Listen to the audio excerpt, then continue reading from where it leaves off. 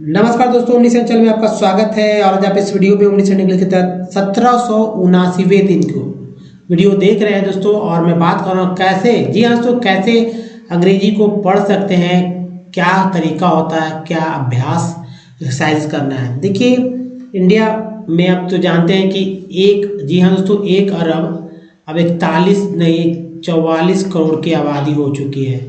ठीक है, तो इतना आबादी है और इस आबादी में, जी हाँ, ये जो आबादी है, अब इसे अरब कर लेते हैं।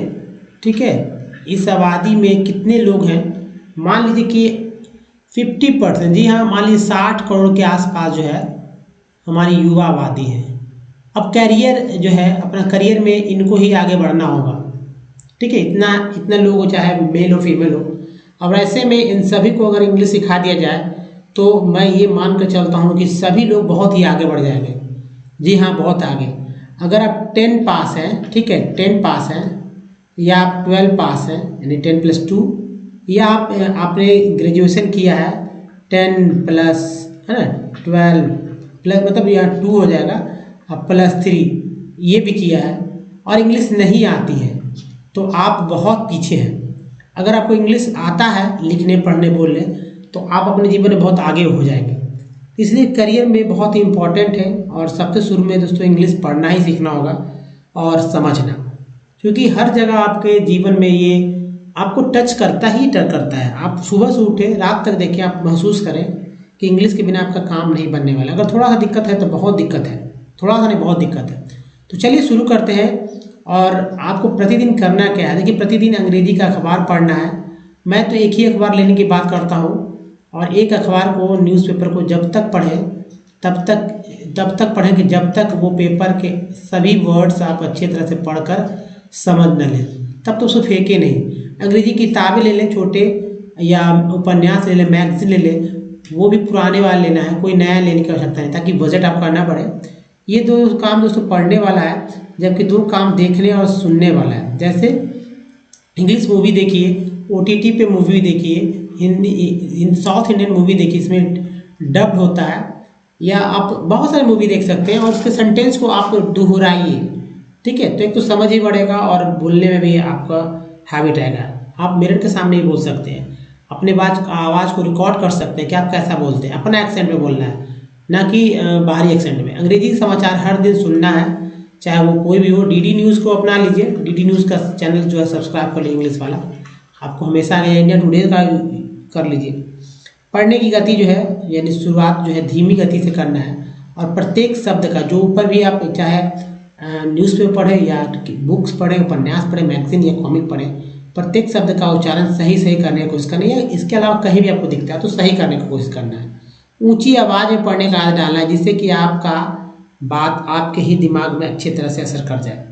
अब देखिए, याद जो रखना है वो उस चीज़ को समझिए कि अल्फ़ाबेट में 26 लेटर होते हैं, जिनको उच्चारण नहीं करने आता है वो उच्चारण करना सीख ले। हालांकि ऐसा नहीं है, सबको उच्चारण करने आता है।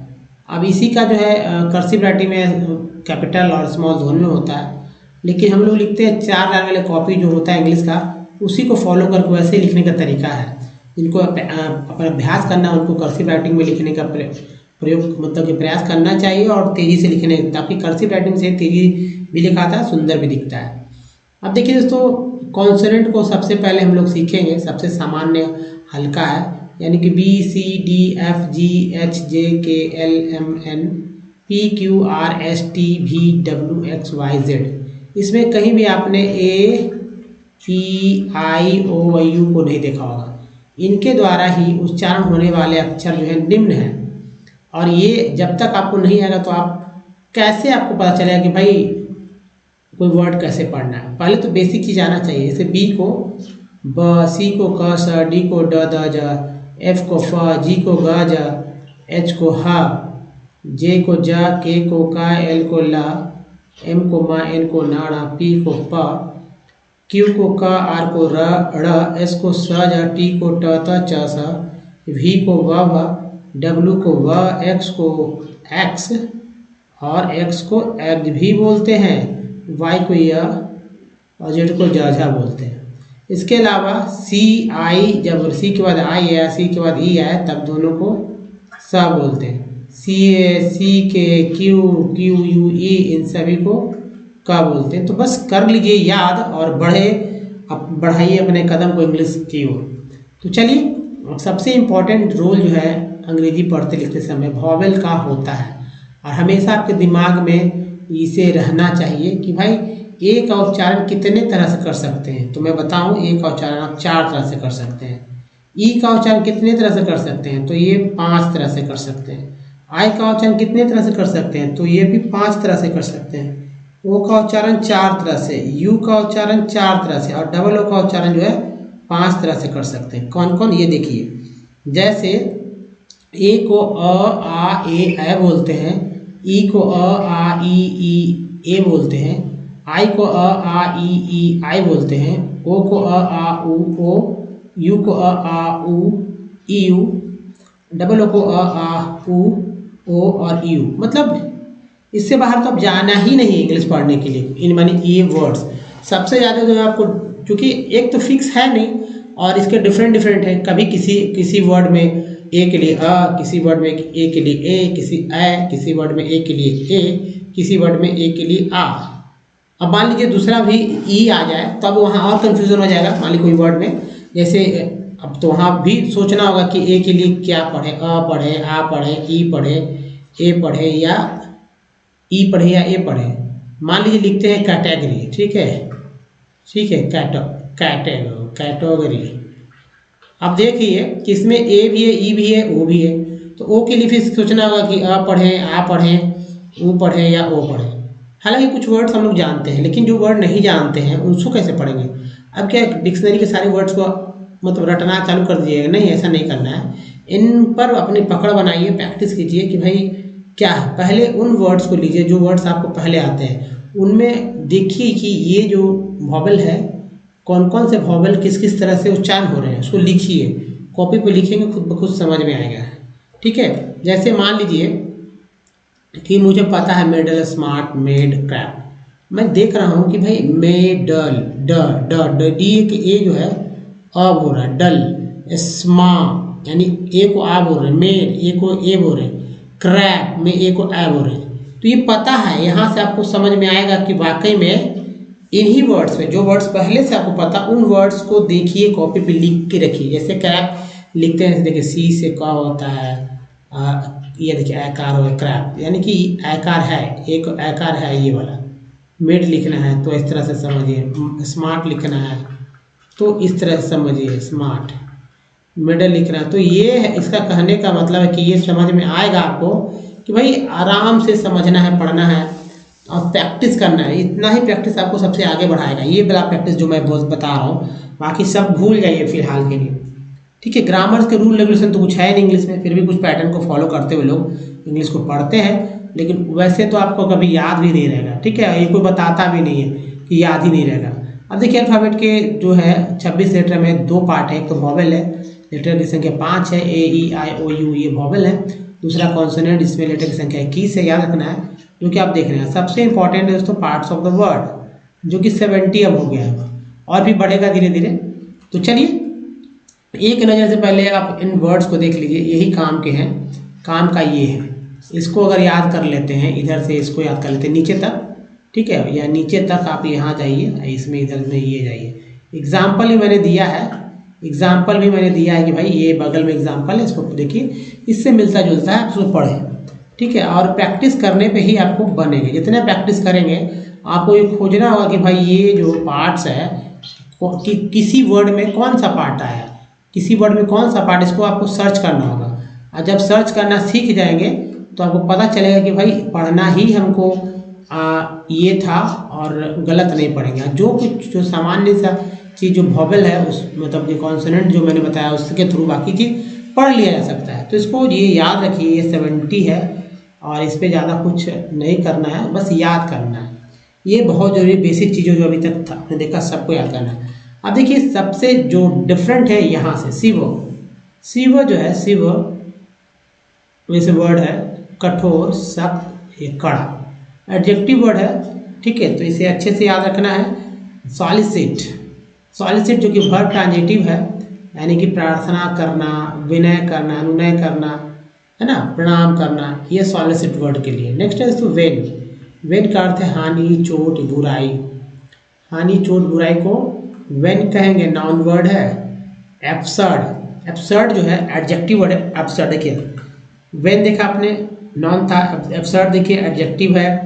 मूर्ख, बेतुका, हास्यास्पद, मूर्ख, बेतुका, हास्यास्पद। नेक्स्ट वर्ड है तो ड्राइव बैक, जो कि वर्ब है। ड्राइव बैक का मतलब पीछे ढकेलना, एक वर्ड हो गया। दूसरा वर्ड है तो पीछे हटाना, तो पीछे ढकेलना, पीछे हटाना। नेक्स्ट है इनअंडेशन। इनअंडेशन मीन्स होता है, इनअंडेशन का अर्थ है भीषण बाढ़ या सैलाब। इनअंडेशन, भीषण बाढ़ या सैलाब। नेक्स्ट है एंटरटेन। एंटरटेन मीन्स है आवभगत, आवभगत करना, आवभगत करना। अगला वर्ड मीनिंग है पेनेट्रेट। पेनेट्रेट, पेनेट्रेट का अर्थ है घुसना, भोंकना, है ना, घुसना, भोंकना। अगला वर्ड मीनिंग है अल्टर। अल्टर मीन्स होता है बूचर खाना, कसाई खाना ही बोलते हैं इसे ना। नेक्स्ट है एव। एव मीन्स है पीछे हटना, पीछे या ढकेलना। नेक्स्ट जो है तो डिसेक्रेशन। डिसेक्रेशन मीन्स होता है धार्मिक चीज़ों का उल्लंघन को डिसेक्रेशन कहेंगे। जबकि अगला वर्ड है तो वाइल। वाइल मीन्स होता है घृणा योग्य, घृणास्पद। दोस्तों ये वर्ड मीनिंग जो है 12 है, ठीक है। 12 वर्ड मीनिंग को, ये 12 वर्ड मीनिंग है और याद करिए, ठीक है। याद करिए और याद करके, जी हाँ तो याद करें और इन वर्ड्स को आप जो है इसका हिंदी याद करके इसका इस्तेमाल करिए। इन हिंदी शब्दों के जो अंग्रेजी को, ये अगर आप करना मतलब शुरू करते हैं तो यानी इंग्लिश बोलना शुरू करते हैं, क्योंकि इंग्लिश में अच्छे इंग्लिश वाले भी जो है इंग्लिश बोलते बोलते हिंदी बोलते हैं। तो एक एक वर्ड से यूज करेंगे। घृणा योग, वाइल है भाई, वाइल, बस घृणा योग है, इतना बोलते वाइल है। तो क्या दूसरा कोई समझेगा कि क्या तो बोल रहा है। कुछ लोग जो जानकार है वो समझ जाएंगे भाई, या पूछेंगे वाइल मीन्स क्या होता है, तो आप उनको बताएंगे घृणा योग है। वैसे भी समझ जाएंगे कि जब घृणा योग की कुछ बातें होती हैं तो भाई जाहिर सी बात है उनको भी घृणा ही आएगी। आप बोलेंगे उसके लिए वाइल, वाइल बहुत वाइल है ना, इस तरह से बोलकर आप निकल जाएंगे। आप अपने आप को तेज बनाना है। दूसरों को हमेशा आगे बढ़ने के लिए दूसरे को जो है मतलब कि पीछे नहीं, अपने को आगे करना है, ठीक है, यानी अपने आप को बढ़ा देना आगे। नेक्स्ट वर्ड इज तो मतलब सेंटेंस जो है, आप यहाँ देखिए ये सेंटेंस जो है जैसे कि टेक्स्ट है, इस टेक्स्ट को पढ़ना है, टेक्स्ट को कैसे पढ़ना है इसको समझना है। तो यहाँ पर देखिए कुछ चीज़ जो होता है देख देख के याद हो जाता है, कुछ चीज़ जो है जैसे मैंने बताया उसके थ्रू याद होगा, कुछ नए चीज़ को सीखना होगा। अब मान लीजिए काली अच्छी भैंस बराबर है, नहीं पढ़ने आता तो वो तो वैसे सीख लें, और जिनको आता है थोड़ा सा वो कुछ यहाँ पढ़ ले, और पढ़ने के बाद अगर कहीं आप फंस रहे हैं तो मैं तुरंत यहाँ पर आपको सोल्यूशन कर दे रहा हूँ। तो आप यहाँ तुरंत अपना जो है अपनी गलतियों को सुधार लेंगे। देखिए पढ़ने वाले के लिए तो आप पढ़ते होंगे, लेकिन कोई बताने वाला नहीं होता होगा कि भाई ऐसे करो ना, ये चीज़ ऐसे पढ़ो, इस तरह से आपको पढ़ना चाहिए। कोई बताता नहीं है और शर्म से अपना ही मतलब जो भी है लगता है कि अरे अभी इस तरह से पूछे, इससे पूछेंगे, इस उम्र में पूछेंगे, तो बोलने में भी खराब लगता है। बात समझ रहे हो हमारी। तो चलिए, मैंने देखा अच्छे अच्छे लोग को इंग्लिश की ज़रूरत पड़ती है और इसके बिना जीवन चलने वाला नहीं है। तो बस जब चलने वाला नहीं है तो क्यों ना, मतलब देखिए बोलना एक अलग पार्ट है, लिखना और जो है पढ़ना बहुत ही इंपॉर्टेंट पार्ट है, बोलने से भी ज़्यादा। लेकिन बोलना व्यवहारिकता है, उसके लिए आपको पढ़ने और लिखने की आवश्यकता नहीं है, व्यवहार से सीखा जाता है बोलना, ठीक है। अब देखिए जैसे एक बार वीडियो को पॉज करके आप पढ़ लें, फिर मैं पढ़ूंगा। दोस्तों अगर आपने पढ़ लिया है तो मैं पढ़ रहा हूँ, अगर नहीं तो फिर से पढ़ लें।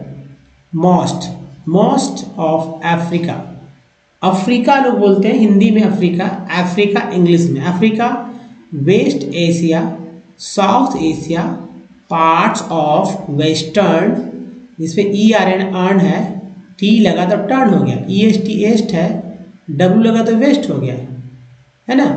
तो ई एस टी यहाँ भी है तो वेस्ट हो गया। पार्ट्स है, आर्ट्स है ऑफ यूएसए, यूएसए यानी United states of America, north west Mexico, Mexico, parts of south America, America and entire, entire, ये देखिए आई को आई बोल रहे हैं इसलिए आयर, ऑस्ट्रेलिया नहीं, कुछ लोग ऑस्ट्रेलिया बोलते हैं, ऑस्ट्रेलिया ऑस्ट्रेलिया आर फेसिंग, देखिए सी आई को सब बोल रहे हैं, या आई एन जी को इंग बोलते हैं तो सी के साथ लगा तो सिंग हो गया। फेसिंग फेसिंग ए जी ई को एज बोलते हैं, टी लगा टेज हो गया। Shortages in fresh water supply, countries I S को इज बोलते हैं, टी आर लगा ट्रीज हो गया। कंट्रीज लोकेटेड, देखिए टी डी को टेड बोलते हैं, located in climatic zones most susceptible, I am को बोलते हैं, टी लगा टेबल हो गया। ससेप्टिबल टू ड्राउट्स, फेस एक के बाद ही है, सी को सब बोलते हैं, face great problems of water, देखिए एस कार सिटी ऐसे पढ़ेंगे, S car city. 10 water, year को आर टी लगा टर, वाटर एज देखिए यहाँ पर टी के साथ टॉस तो टेज हो गया। शॉर्टेज ए वाई है, एम लगा तो मे हो गया, अगर पी रहता पे, आ रहता रे, मे एल रहता ले, मतलब कि या जी रहता गे, कई वर्ड बनते हैं ए वाई से, डी रहता डे, तो may be a consequence, E N sequence बोलते हैं, तो क्वेंस हुआ ना, कंसिक्वेंस ऑफ वेरिएशन, देखिए टी एन को सन बोलते हैं, वेरिएशन इन सी एस को जा बोलते हैं, ज सीजनल, अल्कोहल है सीजनल, और देखिए एनुअल, नू ये देखिए एनुअल प्रीसिपिटेशन, ये देखिए सन, बस ये वाला पढ़ना था, प्रीसिपिटेशन, और the scar city is caused bye over exploitation and contamination of water sources. तो बस ये था तरीका दोस्तों। अब देखिए इसको मैं बताता हूँ कि क्या इसका हिंदी अनुवाद है, ये जानना भाई अब बहुत जरूरी है आपके लिए, नहीं तो फिर इंग्लिश पढ़ के क्या होगा, समझना भी सीखना होगा।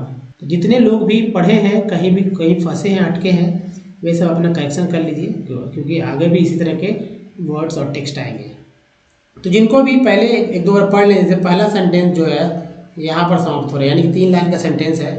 जैसे देखिए मोस्ट ऑफ अफ्रीका, अब जैसे मोस्ट मतलब अधिकांश, मोस्ट का मतलब अधिकांश हो गया, तो अधिकांश अफ्रीका या वेस्ट एशिया, पश्चिमी एशिया, दक्षिण Asia, parts of western USA यानी कि पश्चिमी अमेरिका के कुछ हिस्से, नॉर्थ वेस्ट यानी उत्तरी वेस्ट मीन्स पश्चिमी, उत्तरी पश्चिमी Mexico, parts of south America यानी कि अमेरिका साउथ दक्षिणी अमेरिका का कुछ हिस्सा, एंड एंटायर ऑस्ट्रेलिया यानी कि पूरा Australia are facing shortages in fresh water supply.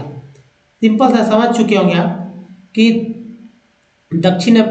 Uttar Paschim Mexico, दक्षिण अमेरिका के कुछ हिस्से और संपूर्ण ऑस्ट्रेलिया ताजे पानी की आपूर्ति की कमी का सामना करना पड़ा। यानी आप विदेश जाएंगे तो आपको पानी खरीद कर पीना होगा, इन देशों में आपको पानी खरीद कर पीना होगा। और आज आप और मैं जो है ये काम कर रहे हैं शौक से, जी हाँ शौक से कर रहे हैं, लेकिन एक समय ऐसा है कि मजबूरी हो जाएगा हम लोग को, तो समझ लीजिए कि दिक्कत है फ्रेश वाटर का। अब देखिए countries located in climate zones most susceptible to droughts face great problems of water scarcity. कहा जा रहा है दोस्तों कि सूखे के प्रति सर्वाधिक संवेदनशील जलवायु क्षेत्रों में स्थित देशों को पानी की कमी की बड़ी समस्याओं का सामना करना पड़ता है ना, जो कि यहाँ बताया जा रहा है 10। देखिए 10 का मतलब होता है इस प्रकार, water shortage may be a consequence of variations in seasonal or annual precipitations, or the scarcity is caused by the over exploitation and contaminations of water sources। इसका अर्थ है दोस्तों कि इस प्रकार पानी की कमी मौसमी या वार्षिक वर्षा में भिन्नता का परिणाम हो सकती है, जो यहाँ है सीजनल और एनुअल पर, मतलब वार्षिक जो बरसता है, बारिश का, है ना, वार्षिक वर्षा की कमी की जो है कि भिन्नता का परिणाम हो सकता है, या कमी जो है जल स्रोतों के अत्यधिक दोहन और प्रदूषण के कारण भी हो सकती है। तो यही टेक्स्ट था, इसको एक दो बार और सुन के समझ सकते हैं, एक दो बार पढ़ेंगे तभी आपको समझ में आएगा, क्योंकि वर्ड्स की जानकारी इस तरह से अधिक आपको होने वाली है। चलिए इस वीडियो में दोस्तों यहीं तक। वीडियो अगर अच्छा लगा तो प्लीज़ लाइक करें और नए चैनल को सब्सक्राइब करें, घंटी को दबाएं, आने वाले वीडियो का 2 बिलियन के सब्सक्राइबर लिस्ट में शामिल होकर 1 लाख मेंबरशिप और ई बुक्स के हकदार बने। दोस्तों शेयर करना ना भूलें। धन्यवाद, थैंक्स फॉर वॉचिंग, धन्यवाद।